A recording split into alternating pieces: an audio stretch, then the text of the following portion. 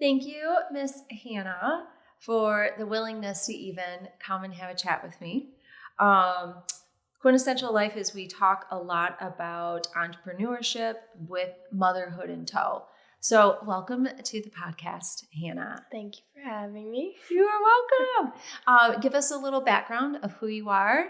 Where are you from? How old are you? Well, my name is Hannah, and I grew up in Zeeland, Michigan. I'm 20 years old. I just turned 20. Once all my siblings were out of the house, me and my mom packed things up and moved to Holland together, and then we started in the south, went to the north.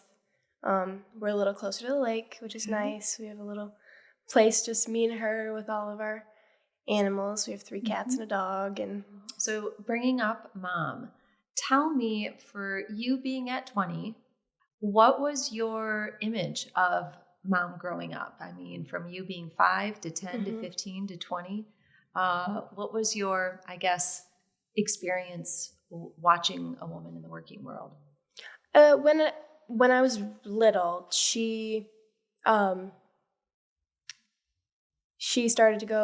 back to college because she got married very young, started her family at the age I am now, started her family at 20.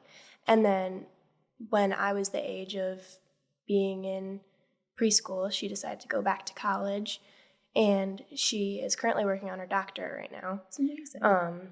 I don't know what it was like to have her as present as my siblings had her. Okay. But she was very present for me still, which was really great. The fact that she was doing college, had 4 kids, and was still able to be such a great mom to me. And then just like her now working on her doctorate, having such an established place in her work, and she's a teacher as well. She teaches at Muskegon Community College and does that with her 9 to 5. And then so she's just somebody I always looked up to, and she's always been my biggest supporter too. She still finds the time to always be there for me, always see what I need, but like within that, she's been my best friend in everything. And now that it's just me and her at home, it's like we're even closer because we kind of have to be. We're like roommates rather than mother-daughter at sometimes, which is crazy. But what is a core memory that you have of your mom balancing the things of motherhood and work? Because one of the big things for moms, especially in careers, is the guilt that comes. The guilt of, I know I should pursue my own talents. Guilt. I'm going to be away from home and work the 9 to 5 or the 40 plus hours a week, and I'm going to be away from my kids. Guilt. So tell me from your perspective, what did that balance, I hate that word, but what did the balance look like from a standpoint of as a child growing up? I feel like a lot of my childhood is kind of tricky for me to remember because like a lot of things happened. There was a lot with my family. I feel like I didn't really have a great relationship, not a great relationship, just not a close relationship with my mother as a young child, like grade school, like elementary. But just because she was so busy and I was just worried about being a kid. And I had all my siblings. They kind of just took care of me, but I remember she was always there for me when I did theater growing up. She went to every show. She went to every dance concert. She always made sure I had a way to get to dance. She went to every choir concert, no matter how boring they are. She went to every single one. And same thing with my sister's orchestra concerts. Those are very boring. And she went to every single one.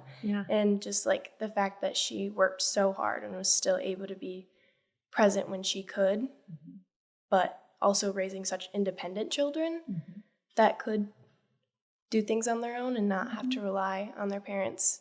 But now I feel like now that I'm older and we are so close, I'm getting that relationship back that we didn't really have when I was young. And like my parents are divorced. Going back and forth between my mom and my dad was like, hard.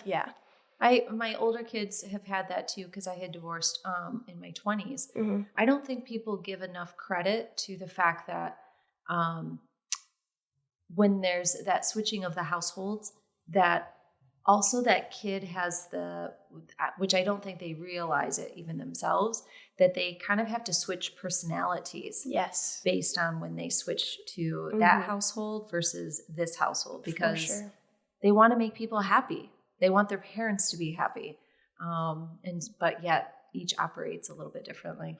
So career. So my goodness. So Hannah has just graduated from cosmetology school. Yes. Kudos. Yes. Thank you. I think that still deserves the applause because there are a lot of students who do not finish. Just like there are a lot of people that don't finish high school. So you have now got 2 things that you can put in your pocket that you have finished. So first off, a lot of people don't finish both.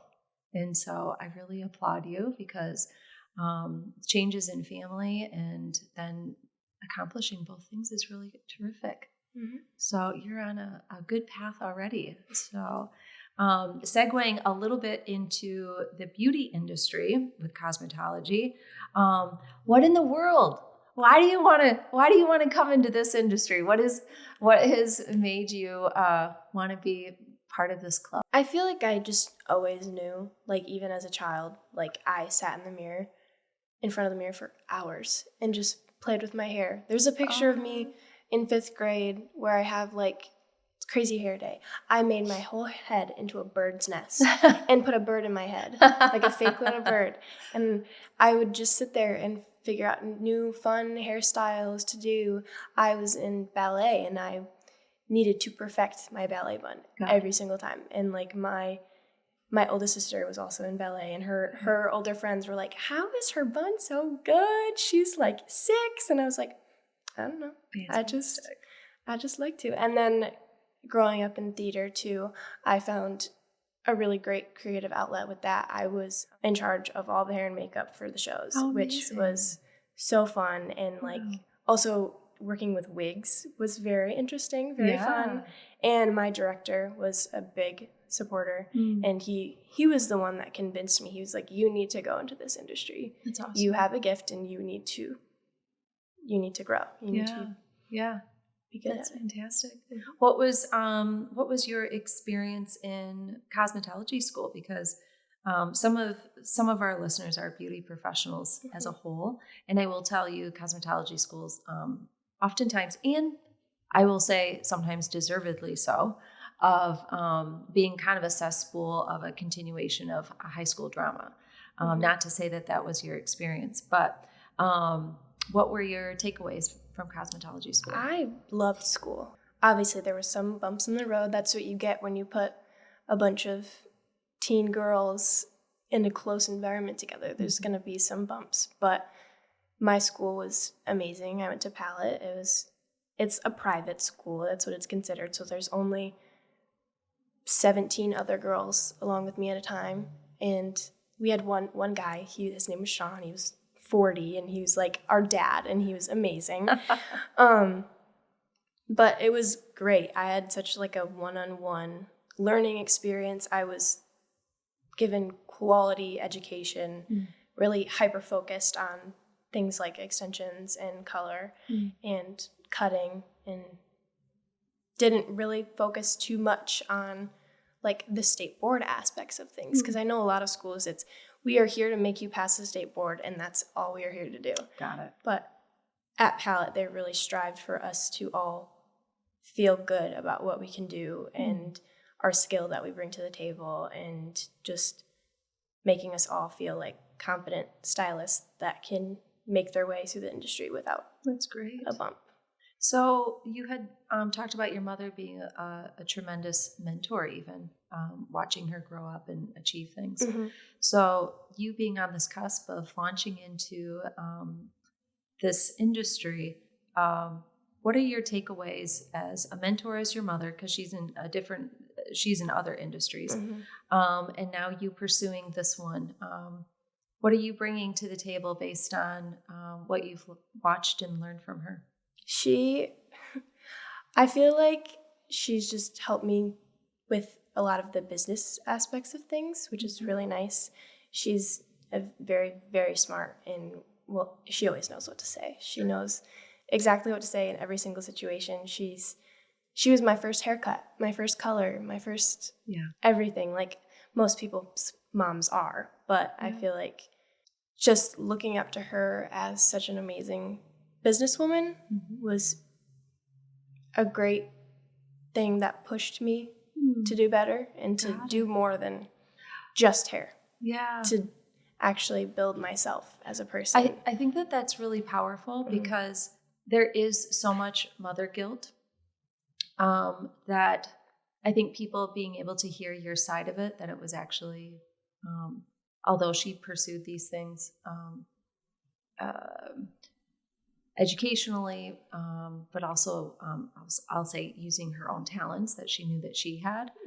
The thing we fear as mothers oftentimes is if I'm not home all the time, and if I'm not there every weekend or getting my kid off the bus every single day, they are going to be turning out as terrible people. And then I will be labeled as a failure. I failed as the mom. And so that's the big story that we tell ourselves that we don't always say out loud. So to hear you say, hey, my mom pursued a higher education my entire childhood, and her career prospects, there were some bumpy roads relationship-wise. And yet you're saying, I feel like I can still take the world by the tail. Now that you're 20, thinking of yourself even at 10 years old, now think of what the age was of your mother when you were 10. But you're here now. What do you wish you could have told her when you were 10 as she was juggling the act of raising children and all of the things? What do you wish you could share with her?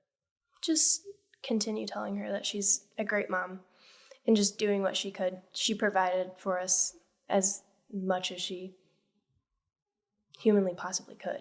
But she was still able to have 4 amazing children who have all their own paths in life. Like my oldest sister's a nurse. And then my brother, he's working at a company in Kentucky. And then my other sister, she is working on her master's right now for environmental science. So we're all just kind of doing our own thing, and we all turned out just fine. I would just tell her that it's going to be fine. We're all here for each other. We have each other's backs, and it's going to be okay. It'll be okay. It'll be okay. We underestimate the first mentor, I think, in life being moms, as how you can do it, why you can do it, and that the possibilities are unendingly. Children in tow with the careers actually forces us to have the discipline, forces us to prioritize how we have to do things, or even when it comes to household budgets. How are we going to pay for things? And actually, motherhood allows us to grow those pieces of ourselves when we choose to have children and take care of a family and make that as part of our journey too.